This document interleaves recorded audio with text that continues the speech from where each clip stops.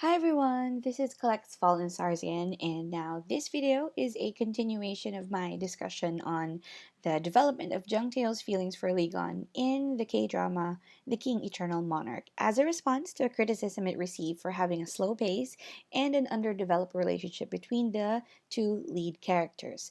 As I said before, I just really love this drama so much. So if doing this convinces people to give it a try and dispel the idea that there's been no romantic no romantic development between the leads, then I'll be happy. Now, in a previous video, I talked about how Jung Taeil's character needed to get rid of all the unknowable elements surrounding Lee Gon before she can fully explore whatever was pulling her towards him. Now, after having done that, this video will trace how she explored all those feelings that have been brewing beneath the surface since day one, even before she could even confirm his identity.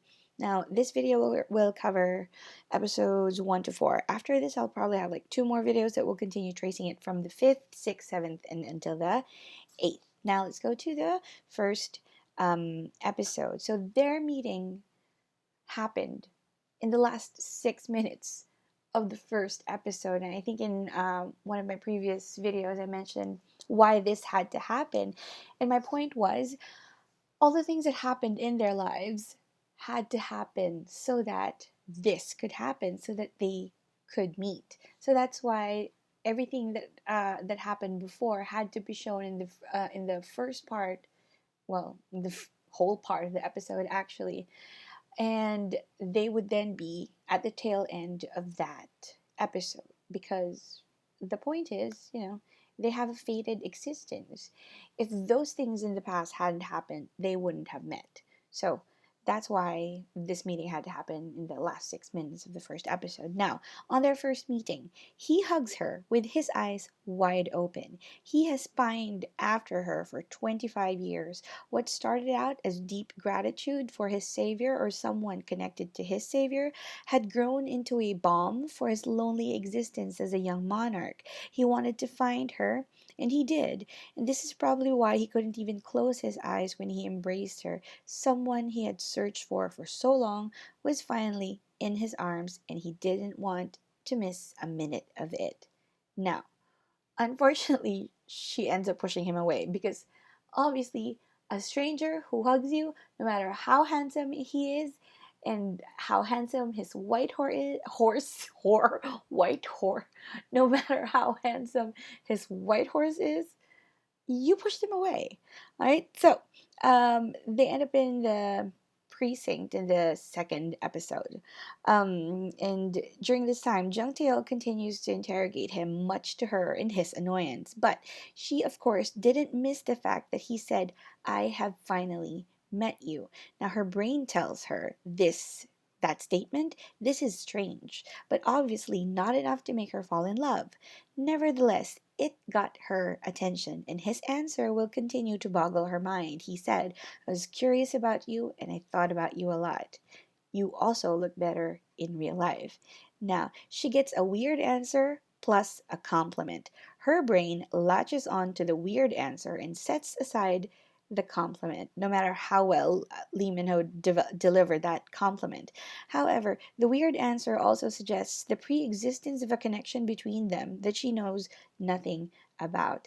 So it makes her curious. This draws her into his mad world, kind of like Alice in Wonderland. And Kim Un-suk, the writer, already makes a lot of references to Alice in Wonderland here, and that kind of echoes the same feeling of dropping into a rabbit hole. Um, and then when she continues to ask for proof that whatever he's saying, that this is a parallel world, he answers like this: "The proof is right in front of you. I came from the other world." And then he fixes his steady gaze on her after saying this. The subtext here is, "I came from the other world to find you. I exist now because of you, and now you're questioning my existence when you're at the root of it all." But of course, all this is lost in Jeong Taeil because she doesn't know. However, she does notice that something more is bubbling beneath his words in his very still form, because then she asks, "Why do you look at me like that?" And then he answers, How else should I look at you? He answers maddeningly. He says this in a teasing manner, breaking his intense eye contact. But even if this manner is meant to irritate her, to annoy her, it also carries another layer of meaning known only to Lee Gon and the audience. So, with his eyes, he's saying, well, I don't know any other way to look at you except with the awe and love, given that I've spent the last 25 years searching for your shadow. Now, all throughout the episode, he starts dropping heart bombs on her, one after another. Like this one, don't go. It took me 25 years to find you. I wish today will be a long day. And then another one at the hotel. I like being here with you like this. And then, of course, the proposal slash command to marry him. I'm going to give you the position where you have to know who I am. Lieutenant Jeong TaeEul, I take you to be my wife, the queen. However, she ignores all of this, ridicules him, or changes the subject. Also, she behaves this way because she doesn't seem to have any romantic bone in her body. However, only this one incident seems to have visibly affected her.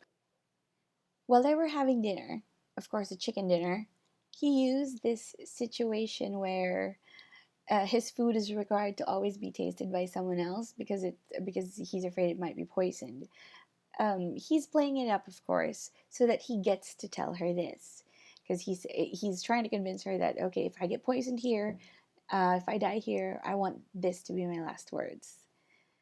He says, "Thank you for everything. Because you existed somewhere, I was less lonely for the past 25 years." Now, imagine being someone's salvation from a lonely life for 25 years. It was a declaration too heavy and too earnest to dismiss, and Jeong Tae-il stares at him, almost frozen. If you go back to the video, because I don't have video here, you can see her lips move so minutely. It would be easy to miss, as if she's trying to say something, respond, or change the subject, as she usually does when she's made uncomfortable by his sudden declarations of affections. But for the first time, she can't. It is Lee Gon who changes the subject by advertising the chicken that he's eating. Her inability to dismiss this shows that she listened to him this time. She doesn't believe his words yet at this point, but something in the way that he said them made it hard for her to respond in her usual brusque manner, and this stays with her. Towards the end of this episode, she left Lee Gon standing alone in the middle of her yard, possibly cold and hungry, to grab some chicken and beer with Shinjae and Unsuk.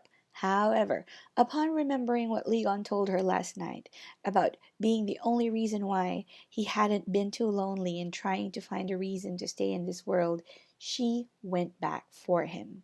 She actually gives up chicken and beer for Lee Gon, and that is, in Jeong Taeil's world, very significant.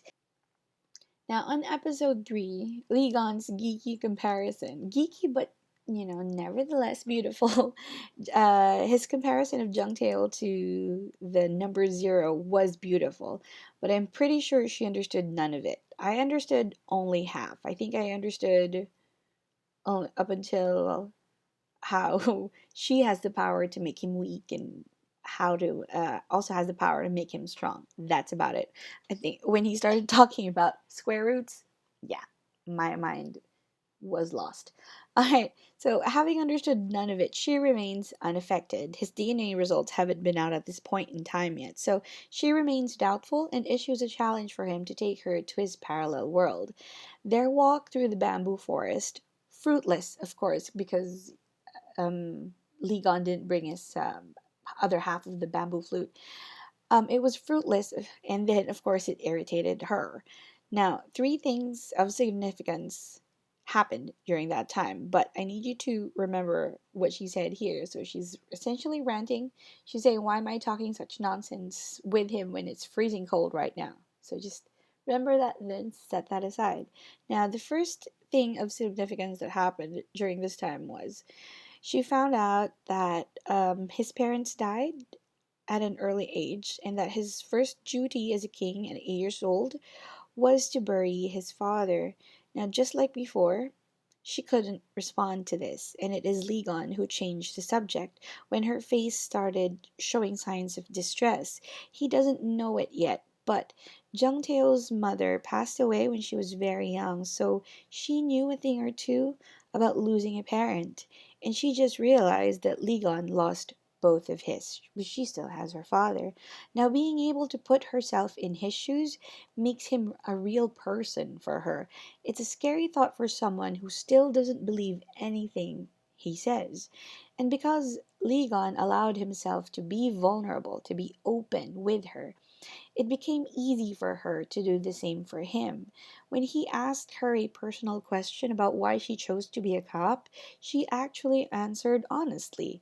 This event is the second significant event that happened during this bamboo forest. Um, when he asked her, "Why did you become a cop? It's dangerous to be a cop." She answered, "Not everyone in the world can be brave, so I decided to become brave." This was probably the first real connection that they ever made. It will later be revealed in one of those extended flashback scenes in episode 4 how they actually had this conversation in the bamboo forest. But as of now, as of episode 3, this detail about one of her most important life choices is revealed by showcasing Jeong TaeEul and Kang Shin-jae fighting a pack of goons while at work. While the voices of Lee Gon and Jeong TaeEul having this conversation are played on the screen throughout the fight. Now, Lee Gon only observed them from a distance. This might make him look like a ponce, like a king who would never dirty himself with a street fight. But what this scene shows is how Lee Gon respects her as a soldier, as a warrior, even. Now, given that Lee Gon knows why she became a cop and how important it was to her, he had respected her enough to not intrude in her fight, in her work. This is Lee Gon recognizing how capable she was to fight and defend herself, and trusting in her abilities enough to not intervene. And for a woman who prides herself in her strength, this would register in her mind, despite Lee Gon still being a source of annoyance to her at this point. And lastly, on their way back, he put his coat over her shoulders because, in the middle of her frustrated rant earlier about following him on this foolish errand, she said she was cold. This appeared to have touched her quite a bit. She has been helpful to him, yes, but she had also been mocking him, ridiculing him, and doubting him every step of the way. And yet here he was, still being very considerate of her. This also means he listens to her. How can that not be attractive for any woman? A man who actually listens. Now, on episode 4, we get more of their conversation in the bamboo forest. This line is particularly significant for both Lee Gon and Jeong Taeil. So she says, "So that's my story. Tell me, what kind of king is Kim Ge-dong is? A young, handsome, and rich king?" Now, by asking him this question sincerely, without any trace of sarcasm or ridicule, or maybe just a little, she opens herself up to the possibility that he has been telling the truth about who he is all this time. She openly acknowledges his identity as king for the first time. If you look at her eyes, they're a little softer now, not as sharp as when they bicker. And of course, bickering can be considered foreplay or unresolved sexual tension. Anyway, this goes without saying that her question was sincere too, in response to his earlier sincerity when he started talking about his parents. She genuinely wanted to know what kind of king he was. Furthermore, she openly acknowledges his handsomeness. She has eyes. Of course she knows. She stated it as an observation. Now, it's supposed to be a compliment, but she cleverly sandwiched it inside a question, so it doesn't look like she gave it at all. This could very well be a very, very mild case of Jung Taeol flirting, but just a mild one. Now, deeper into the episode, we see her in the library reading up on the existence of a parallel universe. So now she's acknowledging the possibility that he could have been telling the truth about where he lived. So she sits there trying to learn his world. An episode ago, he sat in the same library on a chair opposite hers, trying to learn about her world. And then we are treated to a beautiful split screen of Lee Gon sitting in the same library, but in his world, missing her, and not knowing that across the universe, she was doing the same thing. She's not exactly missing him with the same fervor as he is with her, but she is making leaps and bounds in the romance department here because she is essentially trying to learn more about him. When you have that crush on someone who likes, let's say, Star Trek, and you've never seen an episode, you start to look up stuff about it, trying to learn something that's of interest to him so you can have common ground. That's what she's doing here. She's trying to understand him. It is ironically at this point, where they're the farthest from each other, that they're actually becoming closer. By this time, though, all the evidence Jeong TaeEul has of Lee Gon all point to the fact that he was telling the truth. The button, the DNA, fingerprint, money bill, all, and him disappearing into the forest through the CCTV camera. But then the last piece of the puzzle came to her in this episode: her ID card issued on November 11, 2019. So by the time that Lee Gon showed up at the end of this episode, she had no excuses left. Everything he told her had been proven true, and all pointed towards an existence beyond her world. Now, she tried her best to test him once more by asking what she wore and how her hair looked in her new ID picture. He answered both correctly and in the most tender way possible, because he wasn't just answering her question, he was reliving every day he had spent staring at her picture for the last 25 years. So, anyway, when he answers both questions correctly, the flat earther in her was left with no more questions except for the very first two that she had ever asked of him: his name and his home. And because he had waited until he had gotten rid of all her other questions, save for those two, the moment he asked her, "Do you want to see for yourself? You can come with me now if you want. Come with me to my world." There really was nothing left to do but to give in to whatever was pulling her to Lee Gon and his world. She wanted to know those answers. She wanted to know him. And of course, they start playing Kim Jong-un's Gravity in the background. It's a song about surrendering to an undeniable pull you feel towards someone who is destined for you. So now it's a very fitting end to this part of the episode. So I think I'm going to just end it here, because this video has been long enough.